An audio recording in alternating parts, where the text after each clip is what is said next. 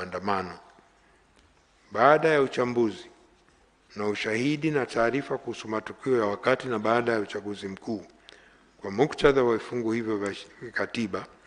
hususan kukusanyika, kuandamana kwa amani na kutoa maoni, na baada ya uchambuzi wa mikataba ya kimataifa, kikanda na sheria za Tanzania kuhusu wajibu wa serikali kulinda haki ya kusanyika kwa amani, ni hitimisho la tume kuwa kilichotokea siku ya uchaguzi mkuu Oktoba 25 hayakuwa maandamano ya amani, bali yalikuwa ghasia zilizoambatana na matukio ya uvunjifu wa amani. Hitimisho hilo linatokana na sababu 4. Ya kwanza, yanadaiwa kuwa maandamano hayakuzingatia matakwa ya ibara 18 na 20 ya Katiba ya Jamhuri ya Muungano wa Tanzania na sheria za nchi, ikiwemo maandamano kuwa ya amani na kutoa notice kwa jeshi la polisi kwa mujibu wa vifungu 42 na 43 kwa sheria ya jeshi la polisi. Matakwa ya sheria za kimataifa sio kibali, ni notice, na Tanzania pia liko takwa hilo la kutoa taarifa, sio kibali, na sisi kwetu ni taarifa ya masaa 48 kama ilivyo sheria ya Ureno, ni kama vile ya Tanzania. Lakini la pili ni haki ya kila mtu kushiriki uchaguzi mkuu kama mpiga kura au mgombea. Ni haki ya kikatiba kwa mujibu wa ibara 5 ya katiba ambayo haipaswi kupokwa. Ghasia zilipangwa na kutekeleza siku iliyotangazwa kisheria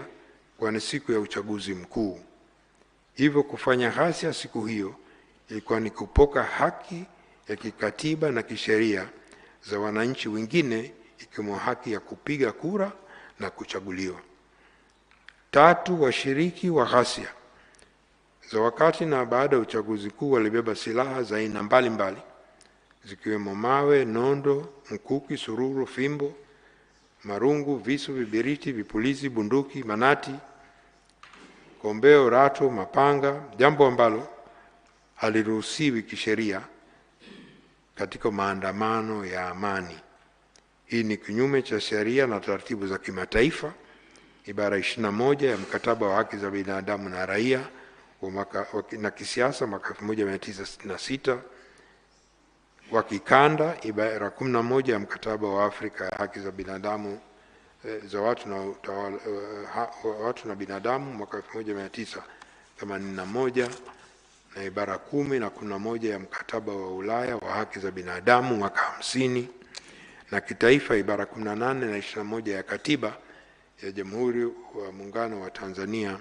haviruhusu maandamano kwa watu waliobeba silaha. Na 4, sheria na taratibu za kimataifa, kikanda na kitaifa haziruhusu maandamano yanayosababisha taharuki katika jamii, kuhatarisha usalama wa taifa, kusababisha uharibifu wa mali za umma na binafsi, pamoja na kuhatarisha maisha ya watu wengine. Mambo hayo yalifanyika na yanakuwa kinyume cha sheria na tafsiri ya maandamano ya amani. Kwa kuzingatia sheria na kanuni zilizotajwa, maandamano ya amani ya kitaifa, kikanda na kitaifa, na ushahidi uliowasilishwa mbele ya tume, ni maoni ya tume kuwa kilichotokea wakati na baada ya uchaguzi mkuu haikuwa maandamano ya amani, na hivyo kuwa nje ya kinza ya sheria na kanuni hizo. Isitoshe, tume imepata ushahidi usio wa shaka kwa matukio ya ghasia ya 29 Oktoba yalipangwa, yaliratibiwa, yalifadhiliwa na kutekelezwa na watu waliopata mafunzo. Waratibu walitumia mbinu mbalimbali, ikiwemo kuwatumia watu wasio na ufahamu wa kina na vijana waliokata tamaa, huku wakihakikisha kwa vitendo vya ghasia vinafanyika kwa wakati mmoja, kufika maeneo tofauti ili kuwachanganya na kutawanya jeshi la polisi. Mheshimiwa Rais, taarifa na ushahidi unathibitisha kuwa watu waliokuwa wakizunguka katika maeneo mbalimbali kama vile mitaani, vyuoni, kwenye masoko na stendi za mabasi wakishawishi na kuwaandikisha watu mbalimbali kushiriki katika ghasia za wakati na baada ya uchaguzi mkuu. Mfano, watoto wanaoishi katika mazingira magumu, waendesha pikipiki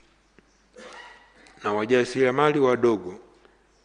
walieleza kuwa walipewa fedha kati ya shilingi 10,000 hadi shilingi 50,000, ni waliahidiwa ajira na maisha bora. Ilielezwa zaidi kuwa kuanzia tarehe 12 Oktoba mwaka 2025 hadi tarehe 28 Oktoba waliwekwa pamoja kupewa mafunzo, kuandaliwa na kuhamasishwa kuwa sehemu ya kuanzisha na kushiriki ghasia siku hiyo. Aidha, ilibainika kuwa makundi yaliyoshawishiwa ndio wahusika zaidi katika ghasia, wakati wahusika wakuu wa ghasia na waratibu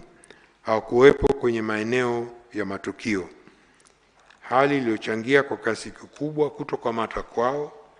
huku wengi na waliokamatwa wakiwa na wananchi wa kawaida, wakiwemo wafuata mkumbo au kushawishiwa kwa malipo kidogo au hadi ya kunufaika